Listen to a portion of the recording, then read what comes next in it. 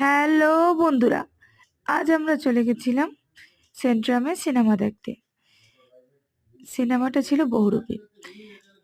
কোনোদিন আমি বিয়ের পর সিনেমা দেখিনি, এই ফার্স্ট টাইম গেছিলাম।